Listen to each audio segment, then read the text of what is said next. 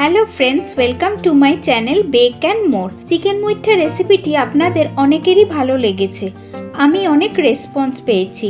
অনেকেই আমার কাছে অনুরোধ করেছেন চিতল মাছের মুইঠা রেসিপিটি দেখাবার জন্য। তাই আজকে আমি আপনাদের সামনে নিয়ে এসেছি চিতল মাছের মুইঠা রেসিপিটি। এটি বাঙালিদের একটি সনাতনী রান্না। এপার বাংলা ওপার বাংলার মানুষের কাছে এটি খুব জনপ্রিয়। আর কেউ যদি আমার চিকেন মুইঠা রেসিপিটি মিস করে থাকেন, আমি ডেসক্রিপশন বক্সে লিংক দিয়ে দেব, প্লিজ দেখে নেবেন।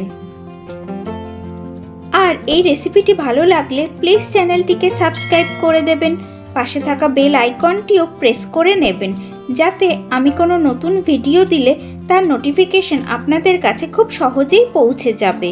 তো চলুন দেখে নিই আমার আজকের এই রেসিপিটি। আমি এখানে চিতল মাছের গাদা নিয়েছি, যা কুড়িয়ে আমার 500 গ্রাম মতো হয়েছে। আপনারা চাইলে দোকান থেকেও কুড়িয়ে আনতে পারেন।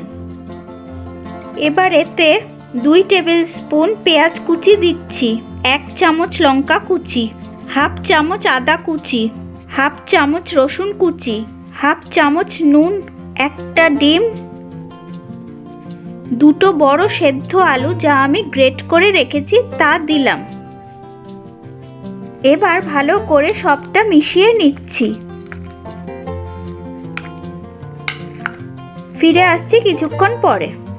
ফিরে এলাম কিছুক্ষণ পরে, সবটা আমার ভালো করে মেশানো হয়ে গেছে। এরপর একটি কড়াই হিটে বসিয়ে তাতে পরিমাণ মতো সর্ষের তেল ঢেলে দিয়েছি। তেল ভালো করে গরম হলে এরপর মাছের মিশ্রণ থেকে আমি ছোট ছোট কোফতার মতো করে তেলে ছাড়ছি।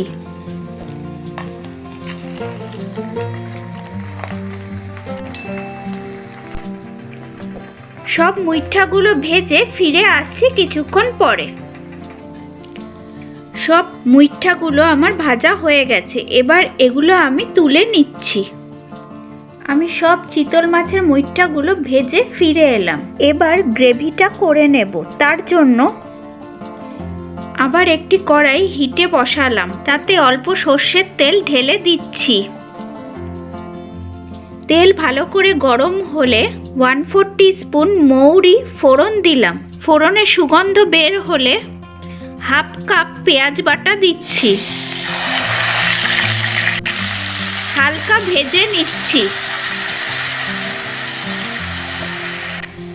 পেঁয়াজটা হালকা ভাজা ভাজা হলে এতে 1 বড় চামচ আদা বাটা দিলাম, 1 বড় চামচ রসুন বাটা দিলাম।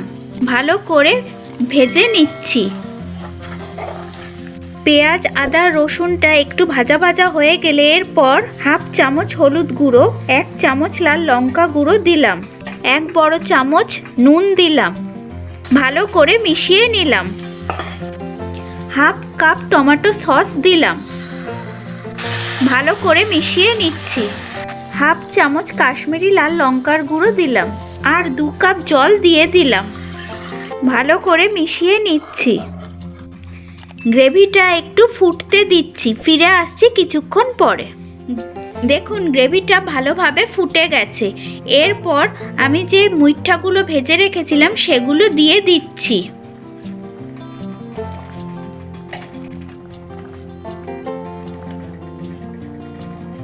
একটু নেড়ে নিচ্ছি।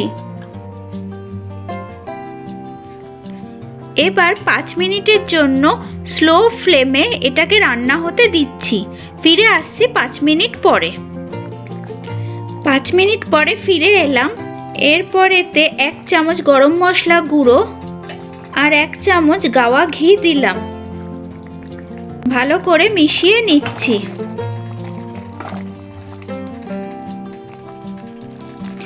চিতল মাছের মুইঠা রেসিপিটি আমার রান্না হয়ে গেছে। এবার এটা আমি পরিবেশন করে দেখাচ্ছি। চিতল মাছের মুইঠাটি আমি পরিবেশন করে দিয়েছি। রেসিপিটি যদি ভালো লাগে তো প্লিজ চ্যানেলটিকে সাবস্ক্রাইব করে দেবেন, পাশে থাকা বেল আইকনটিও প্লিজ প্রেস করে নেবেন, যাতে আমি যখন নতুন ভিডিও আপলোড করব তার নোটিফিকেশন আপনাদের কাছে খুব সহজেই পৌঁছে যাবে। তাহলে আসি আজকে। টাটা।